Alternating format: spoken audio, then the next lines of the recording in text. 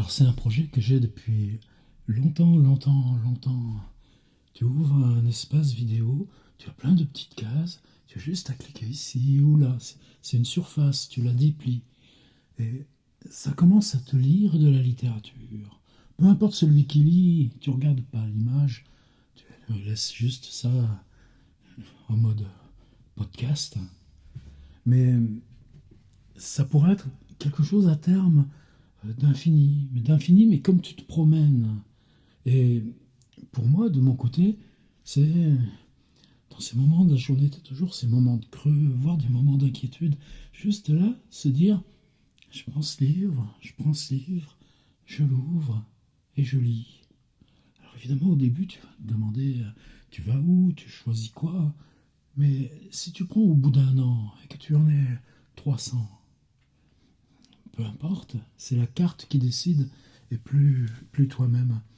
Alors c'est au point que j'avais eu l'idée de lancer cette chaîne avec les vidéos d'une minute. Je l'ai intitulée Le Labo. Et pour moi, dans une chaîne Labo, il y avait ça, il y avait ces expériences indépendantes de la chaîne principale. Des ateliers d'écriture, des chroniques, Lovecraft. Seulement j'ai un problème. YouTube, tant que tu n'as pas un peu plus de 1000 abonnés, tu ne peux pas empêcher les pubs. Là, j'enlève les pubs volontairement, je les déclique manuellement à chaque mise en ligne de vidéo, mais c'est parce que ma chaîne est monétisable. Si la chaîne n'est pas monétisable, YouTube se donne le droit de mettre ses interruptions toutes les 4 minutes, au début, à la fin, etc. etc. Alors moi, c'est un choix que j'ai fait. Je me permettrai aussi régulièrement sur la chaîne de dire, bon, il n'y a pas de pub, vous voulez le podcast, venez voir aussi un petit peu mon Patreon. Il y a un changement là qui se passe. Tu te donnes le droit de faire du web. Et c'est comme une transaction dans le beau, dans le simple. Bon, des artistes ou des gens dont j'aime le travail, la présence qui m'apportent sur YouTube, je souscris à leur Patreon. On verra bien où ça nous emmène.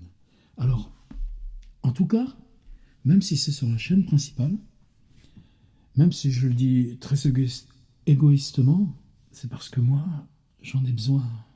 J'ai besoin de cette confrontation et surtout j'ai besoin de ce rêve, de quelque chose qui parle à l'infini.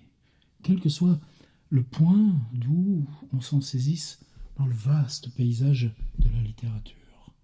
Alors, il y aura beaucoup de domaines publics, mais le domaine public, c'est justement parce que ça nous appartient à nous. Mais bon, on n'est pas dans des temps tendres pour, si on se met à lire des choses, si je me faisais tous les jours du Henri Michaud, je ne mettrais pas longtemps à me tomber avec la règle sur les doigts en disant vous outrepassez les doigts. L'autre chose aussi, c'est que je vais prendre le risque, bon, sauf en cas, je ne sais pas ce qui peut se passer, mais de le faire sans montage. Et là, moi, ça va me simplifier considérablement la vie. C'est un moment ensemble. Je vais hésiter à le faire en streaming, mais le streaming, il faut les heures fixes, et puis c'est une qualité vidéo bien moindre que la qualité standard qu'on a ici. Donc, les accidents de lecture seront laissés à mesure. On partage ensemble ce moment de lecture. Et puis, par rapport au streaming, la différence, c'est que justement, c'est cette idée de carte. Même si vous venez là, on est le samedi 9 octobre 2021, même si vous venez dans un mois, 2 mois, 3 mois, que vous puissiez la suivre, cette lecture. Alors l'autre idée, c'était de garder le chrono. C'est-à-dire, je vais lancer mon chrono, je vais le mettre à 30 minutes. Parce que quand on est en train de lire, on perd complètement les repères temporels. 0 heure, 30 minutes, 0 secondes. Démarrer et on y va. Même le laisser là, je ne sais pas s'il s'aperçoit. Ouais, mais si je le mets comme ça, moi je ne le vois pas. Allez, c'est parti. Il fallait bien commencer par quelque part. je vais dans... Vous voyez, c'est là où il n'y aura pas de montage. Se dire, je vais dans la pièce à côté, et je choisis là Balzac par exemple, parce que je pense que j'ai envie qu'il y ait du Balzac là, dans les prochains. Non, je prends le livre le plus proche, l'autre amant. Poésie. 1. Les gémissements poétiques de ce siècle. Reprenons. 1. Les gémissements poétiques de ce siècle ne sont que des sophismes. Les premiers principes doivent être hors de discussion. J'accepte Euripide et Sophocle, mais je n'accepte pas Échille. Ne faites pas preuve de manque de convenances les plus élémentaires et de mauvais goût envers le Créateur. Repoussez l'incrédulité, vous m'en ferez plaisir. Il n'existe pas deux genres de poésie, il n'en est qu'une. Il existe une convention peu tacite entre l'auteur et le lecteur par laquelle le premier s'intitule « malade » et accepte le second comme « garde-malade ». C'est le poète qui console l'humanité. Les rôles sont intervertis arbitrairement. Je ne veux pas être flétri de la qualification de poseur. Je ne laisserai pas des mémoires. La poésie n'est pas la tempête, pas plus que le cyclone. C'est un fleuve majestueux et fertile. Ce n'est qu'en admettant la nuit physiquement qu'on est parvenu à la faire passer moralement. Ô nuit Diang, vous m'avez causé beaucoup de migraines. On ne rêve que lorsque l'on dort. Ce sont des mots comme celui de rêve, néant de la vie, passage terrestre, la préposition peut-être, le trépied désordonné qui ont infiltré dans vos âmes cette poésie moite des langueurs, pareille de la pourriture. Passez des mots aux idées, il n'y a qu'un pas. Les perturbations, les anxiétés, les dépravations, la mort, les exceptions dans l'ordre physique ou moral, l'esprit de négation, les abrutissements, les hallucinations servies par la volonté, les tourments, la destruction, les renversements, les larmes, les instabilités, les asservissements, les imaginations creusantes, les romans, ce qui est inattendu, ce qu'il ne faut pas faire, les singularités chimiques de vautours mystérieux qui guettent la charogne de quelque illusion morte, les expériences précoces et avortées, les obscurités à carapace de punaise, la monomanie terrible de l'orgueil, l'inoculation des stupeurs profondes, les expériences précoces. Ah là, voilà, tu vois, je regarde le niveau sur l'appareil, ça me fait planter la ligne. L'inoculation des stupeurs profondes, les oraisons funèbres, les envies, les trahisons, les tyrannies, les impiétés, les irritations, les acrimonies, les incartades agressives, la démence, le spleen, les épouvantements raisonnés, les inquiétudes étranges que le lecteur préférerait ne pas éprouver, les grimaces, les névroses, les filières sanglantes par lesquelles on fait passer la logique aux abois, les exagérations, l'absence de sincérité, les si, les platitudes sombres, le lugubre, les enfantements pires que les meurtres, les passions, le clan des romanciers de cour d'assises, les tragédies, les odes, les mélodrames, les extrêmes présentés à perpétuité, la raison impunément sifflée, les odeurs de poules mouillées, les affadissements, les grenouilles, les poulpes, les requins, le simoun des déserts, ce qui est somnambule, louche nocturne, somnifère,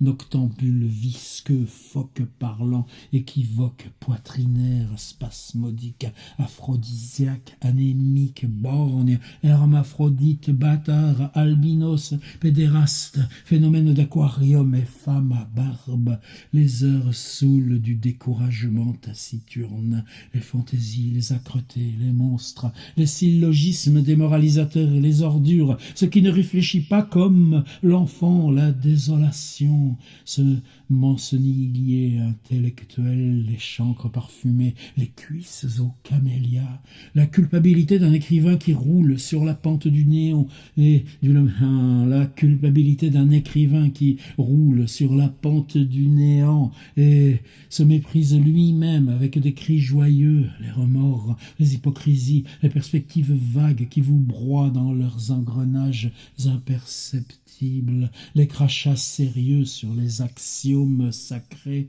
la vermine et ses chatouillements insinuants, les préfaces insensées comme celles de Cromwell, de Mademoiselle de Maupin et de Dumas fils, les caducités, les impuissances, les blasphèmes, les asphyxies, les échauffements, les rages, devant ces charniers immondes que je rougis de nommer, il est temps de réagir enfin contre ce qui nous choque et nous courbe si souverainement. Votre esprit est entraîné perpétuellement hors de ses gonds et surpris dans le piège de ténèbres construit avec un art grossier par l'égoïsme et l'amour-propre. Le goût est la qualité fondamentale qui résume toutes les autres qualités. C'est le nec plus ultra de l'intelligence. Ce n'est que par lui seul que le génie est la santé suprême et l'équilibre de toutes les facultés. Villemain est 34 fois plus intelligent que Gensu et Frédéric Soulier. Sa préface du dictionnaire de l'Académie verra la mort des romans de Walter Scott, de Fenimore Cooper et de tous les romans possibles et inimaginables.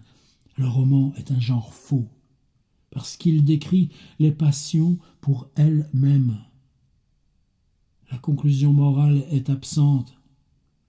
Décrire les passions n'est rien. Il suffit de naître un peu chacal, un peu vautour, un peu panthère. Nous n'y tenons pas. Les décrire pour les soumettre à une haute moralité comme Corneille est autre chose. Celui qui s'abstiendra de faire la première chose, tout en restant capable d'admirer et de comprendre ceux à qui il est donné de faire la deuxième, surpasse de toute la supériorité de la... Celui qui s'abstiendra de faire la première chose, tout en restant capable d'admirer et de comprendre ceux à qui il est donné de faire la deuxième, surpasse de toute la supériorité de la vertu sur les vices celui qui fait la première. Quand, par cela seul, qu'un professeur de seconde se dit « Quand on me donnerait tous les trésors de l'univers, je ne voudrais pas avoir fait des romans pareils à ceux de Balzac et d'Alexandre Dumas. Par cela seul, il est plus intelligent qu'Alexandre Dumas et Balzac. Par cela seul, qu'un élève de troisième sait pénétrer qu'il ne faut pas chanter les difformités physiques et intellectuelles. Par cela seul, il est plus fort, plus capable, plus intelligent que Victor Hugo, s'il n'avait fait que des romans, des drames et des lettres. Alexandre Dumas fils ne fera jamais, au grand jamais, un discours de distribution des prix pour un lycée. Il ne connaît pas ce que c'est que la morale. Elle ne transige pas. S'il le faisait, il devrait auparavant biffer d'un trait de plume tout ce qu'il a écrit jusqu'ici, en commençant par ses préfaces absurdes. Réunissez un jury d'hommes compétents. Je soutiens qu'un bon élève de seconde est plus fort que lui dans n'importe quoi, même dans la sale question des courtisanes. Les chefs-d'œuvre de la langue française sont les discours de distribution pour les lycées et les discours académiques. En effet, l'instruction de la jeunesse est peut-être la plus belle expression pratique du devoir et une bonne appréciation des ouvrages de Voltaire. Creusez le mot « appréciation » est préférable à ces ouvrages eux-mêmes. Naturellement. Point d'exclamation. Les meilleurs auteurs de romans et de drames dénatureraient à la longue la fameuse idée du bien si les corps enseignants conservatoires du juste ne retenaient les générations jeunes et vieilles dans la voie de l'honnêteté et du travail. En son nom personnel, malgré elle, il le faut, je viens renier avec une volonté indomptable et avec une ténacité de fer le passé hideux de l'humanité pleurarde. Oui, je veux proclamer le beau sur une lyre d'or, défalcation faite des tristesses goitreuses et des fiertés stupides qui décomposent à sa source la poésie marécageuse de ce siècle. C'est avec les pieds que je foulerai les stances aigres du scepticisme qui n'ont pas leur motif d'être. Le jugement, une fois entré dans l'efflorescence de son énergie impérieuse et résolue, sans balancer une seconde dans les incertitudes dérisoires d'une pitié mal placée, comme un procureur général fatidiquement les condamne. Il faut veiller sans relâche sur les insomnies purulentes et les cauchemars atrabilaires. Je méprise et j'exècre l'orgueil et les voluptés infâmes d'une ironie faite éteignoir qui déplace la justesse de la pensée. Quelque caractère excessivement intelligent, il n'y a pas lieu que vous l'infirmiez par des palinodies d'un goût douteux, se sont jetés à tête perdue dans les bras du mal. C'est l'absinthe savoureuse. Je ne le crois pas, mais nuisible, qui tua moralement l'auteur de Rolla. Malheur à ceux qui sont gourmands. À peine est-il entré dans l'âge mûr, l'aristocrate anglais, que sa harpe se brise sous les murs de Missolonghi, après n'avoir cueilli sur son passage que les fleurs qui couvent l'opium des mornes anéantissements. Quoique plus grand que les génies ordinaires, s'il s'était trouvé de son temps un autre poète doué comme lui, à doses semblables, d'une intelligence exceptionnelle, et capable de se présenter comme son rival, il aurait avoué, le premier, l'inutilité de ses efforts pour produire des malédictions disparates, et que le bien exclusif est seul déclaré digne de par la voix de tous les mondes de s'approprier notre estime. Le fait fut qu'il n'y eut personne pour le combattre avec avantage. Voilà ce qu'aucun n'a dit. Chose étrange. Même en feuilletant les recueils et les livres de son époque, aucun critique n'a songé à mettre en relief le rigoureux syllogisme qui précède. Et ce n'est pas celui qui le surpassera qui peut l'avoir inventé. Tant qu'on était rempli de stupeur et d'inquiétude plutôt que d'admiration réfléchie devant des ouvrages écrits d'une main perfide mais qui révélaient cependant les manifestations imposantes d'une âme qui n'appartient pas au vulgaire des hommes et qui se trouvait à son aise dans les conséquences dernières d'un des deux moins obscurs problèmes qui intéressent les cœurs non solitaires, le bien, le mal. Il n'est pas donné à quiconque d'aborder les extrêmes, soit dans un sens, soit dans un autre.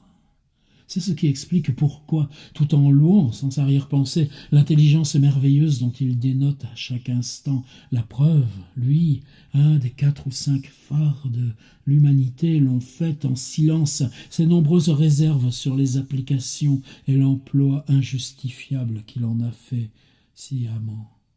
Il n'aurait pas dû parcourir les domaines sataniques. La révolte féroce des Tropman, des Napoléon Ier, des Papavoine, des Byron, des Victor Noir et des Charlotte Corday sera contenue à distance de mon regard sévère. Ces grands criminels, à des titres si divers, je les écarte d'un geste. Qui croit-on tromper ici? Je le demande avec une lenteur qui s'interpose. Ô dada de bagne, bulles de savon, pantins en baudruche, ficelles usées, Qu'ils s'approchent, les Conrad, les Manfred, les Lara, les marins qui ressemblent aux corsaires, les Méphistophélès, les Werther, les Don Juan, les Faust, les Iago, les Rodin, les Caligula, les Caïn, les Iridion, les Mégères à l'instar de Colomba, les Arimanes, les Manitou manichéens barbouillés de cervelle qui cuvent de sang de leurs victimes dans des pagodes sacrées de l'Hindoustan. Les Manitou manichéens barbouillés de cervelle qui cuvent le sang de leurs victimes dans les pagodes sacrées de l'Hindoustan, les serpents, le crapaud et le crocodile, divinités considérées comme anormales de l'antique Égypte, les sorciers et les puissantes démoniaques, les sorciers et les puissances démoniaques du Moyen-Âge, les Prométhées, les titans de la mythologie foudroyés par Jupiter, les dieux méchants vomis par l'imagination primitive des peuples barbares, toute la série bruyante des diables en carton. Avec la certitude de les vaincre, je saisis la cravache de l'indignation et de la concentration qui soupèsent, et j'attends ces monstres de pied ferme comme leur dompteur prévu. Il y a des écrivains ravalés, dangereux loustiques, farceurs aux carterons, sombres mystificateurs, véritables aliénés qui mériteraient de peupler Bicêtre. Leur tête crétinisante d'où une tuile a été enlevée crée des fantômes gigantesques qui descendent au lieu de monter. Je vous la refais celle-là. Leur tête crétinisante d'où une tuile a été enlevée crée des fantômes gigantesques qui descendent au lieu de monter. Exercice scabreux, gymnastique spécieuse, passez donc, grotesque muscade, s'il vous plaît, retirez-vous de ma présence, fabricateur à la douzaine de rébus défendus, dans lesquels je n'apercevais pas auparavant du premier coup comme aujourd'hui le joint de la solution frivole, cas pathologique d'un égoïsme formidable. Automates fantastiques, indiquez-vous du doigt, l'un à l'autre, mes enfants, l'épithète qui les remet à leur place. S'ils existaient sous la réalité plastique, quelque part, ils seraient, malgré leur intelligence avérée, mais fourbe, l'opprobre, le fiel des planètes qu'ils habiteraient, la honte. Figurez-vous-les un instant réunis en société avec des substances qui seraient leurs semblables. C'est une succession non interrompue de combats dont ne rêveront pas les bulldogs interdits en France, les requins et les macrocéphales cachalots.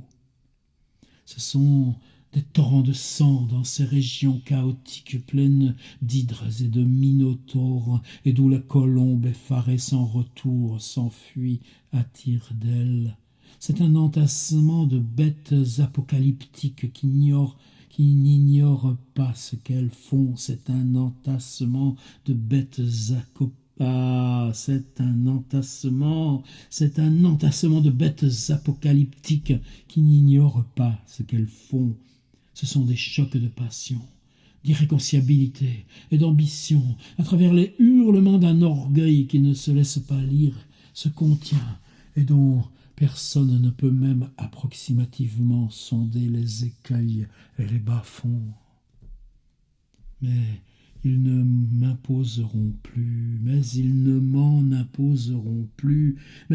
imposeront plus. Souffrir est une faiblesse lorsqu'on peut s'en empêcher et faire quelque chose de mieux.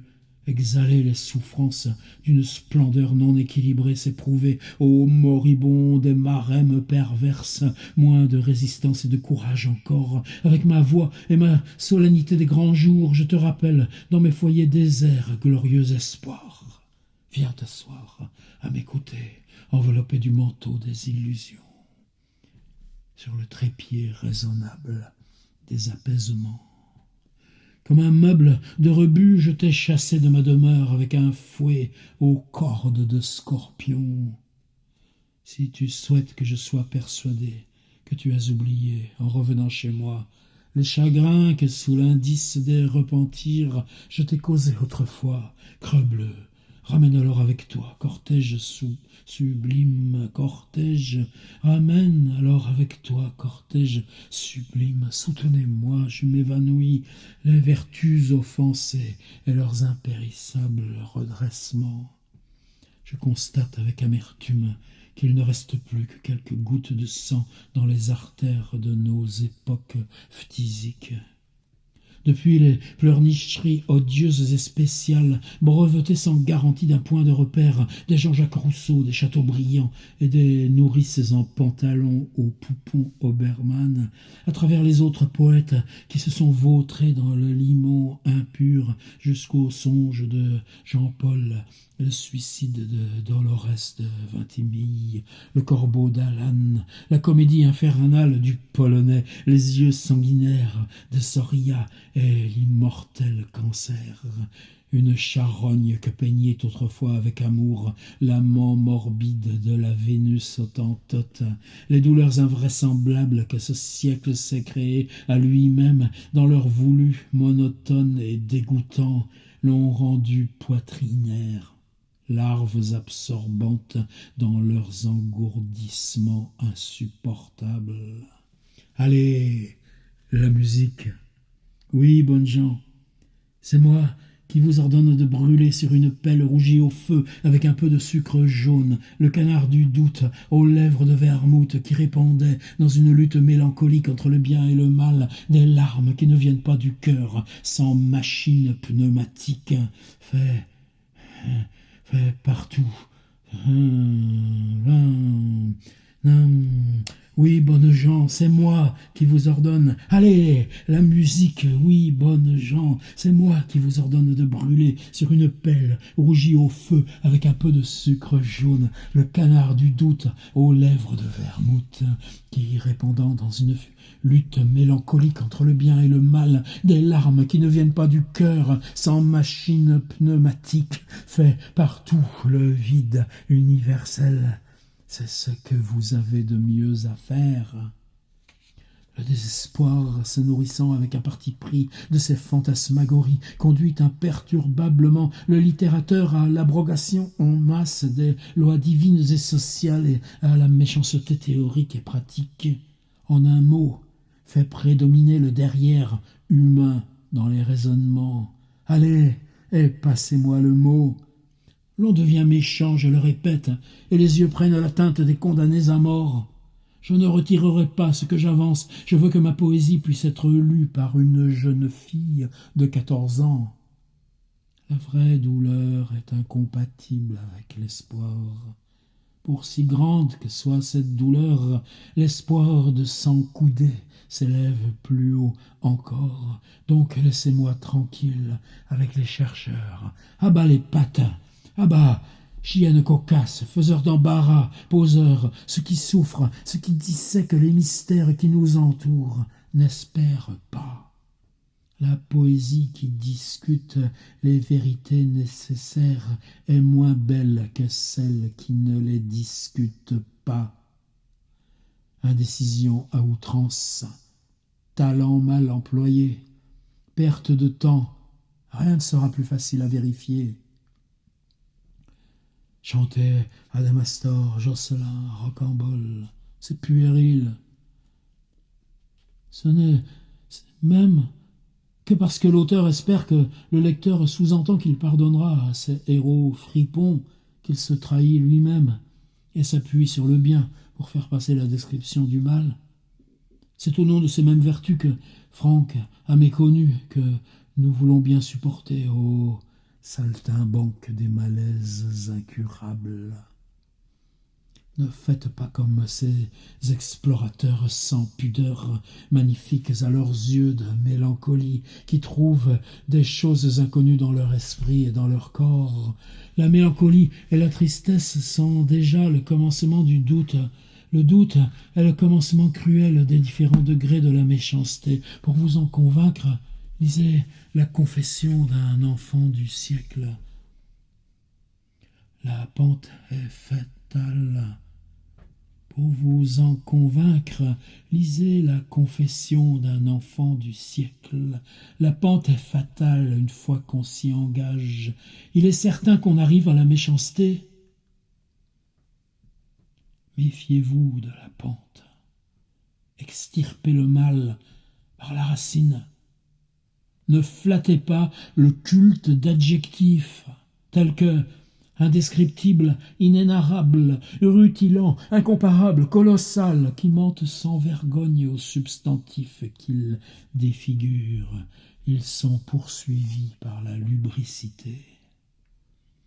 Les intelligences de deuxième ordre, comme Alfred de Musset, peuvent pousser rétivement une ou deux de leurs facultés beaucoup plus loin que les facultés correspondantes des intelligences du premier ordre. Lamartine, Hugo, nous sommes en présence du déraillement d'une locomotive surmenée. Nous sommes en présence du déraillement d'une locomotive surmenée. C'est un cauchemar qui tient la plume. Apprenez que l'âme se compose d'une vingtaine de facultés. Parlez-moi de ces mendiants qui ont un chapeau grandiose, avec des haillons sordides. Parlez-moi de ces mendiants qui ont un chapeau grandiose, avec des haillons sordides. Voici un moyen de constater l'infériorité de Musset ou sous les deux poètes.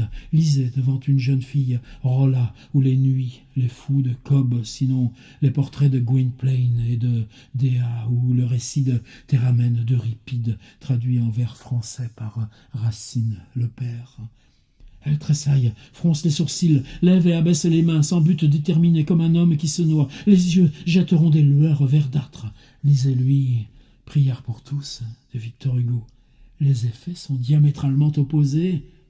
Le genre d'électricité n'est plus le même. Elle rit aux éclats.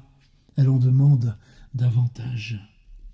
De Hugo, il ne restera que les poésies sur les enfants, où se trouvent beaucoup de mauvais. Paul et Virginie choquent nos aspirations les plus profondes au bonheur. Autrefois, cet épisode qui broie du noir de la première à la dernière page, surtout le naufrage final, me faisait grincer des dents. Je me roulais sur le tapis et donnais des coups de pied à mon cheval en bois. La description de la douleur est un contresens. Il faut faire voir tout en beau. Il faut faire voir tout en beau. Tu fais la liaison, tu fais pas la liaison. Ça, par contre, c'est à mesure que tu avances en impro, si cette histoire était racontée dans une simple biographie, je ne l'attaquerais point. Elle change tout de suite de caractère. Le malheur devient auguste par la volonté impénétrable de Dieu qui le créa. Mais l'homme ne doit pas créer le malheur dans ses livres. C'est ne vouloir à toute force considérer qu'un seul côté des choses. Ô hurleur maniaque que vous êtes, ne reniez pas l'immortalité de l'âme, la sagesse de Dieu, la grandeur de la vie, l'ordre qui se manifeste dans l'univers, la beauté corporelle, l'amour de la famille, le mariage, les institutions sociales. Laissez de côté les écrivassiers funestes, Sand, Balzac, Alexandre Dumas, Musset, Duterrail, Féval, Flaubert, Baudelaire, Lecomte et la grève des forgerons. Ne transmettez à ceux qui vous lisent que l'expérience qui se dégage de la douleur qui n'est plus la douleur elle-même. Ne pleurez pas en public. Il faut savoir arracher des beautés littéraires jusqu'au sein de la mort, mais ces beautés n'appartiendront pas à la mort. La mort n'est ici que la cause occasionnelle. Ce n'est pas le moyen, c'est le but qui n'est pas en elle. Les vérités immuables et nécessaires qui font la gloire des nations et que le doute s'efforce en vain d'ébranler ont commencé depuis les âges. Ce sont des choses auxquelles on ne devrait pas toucher, ceux qui veulent faire de l'anarchie en littérature sous prétexte de nouveau tombent dans le contresens. On n'ose pas attaquer Dieu, on attaque l'immortalité de l'âme. Mais l'immortalité de l'âme, elle aussi, est vieille comme les assises du monde. Quelle autre croyance la remplacera si elle doit être remplacée? Ça ne sera pas toujours une négation. Si l'on se rappelle la vérité d'où découlent toutes les autres, la bonté absolue de Dieu et son ignorance absolue du mal, les sophismes s'effondreront d'eux-mêmes.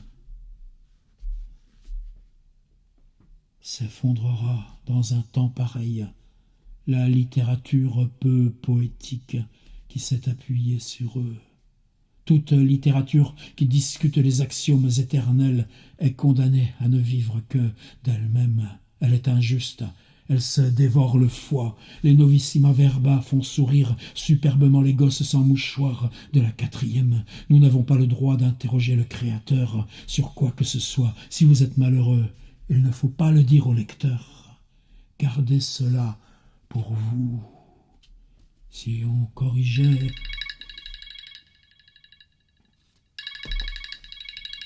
30 minutes. Alors évidemment, moi je vais m'améliorer.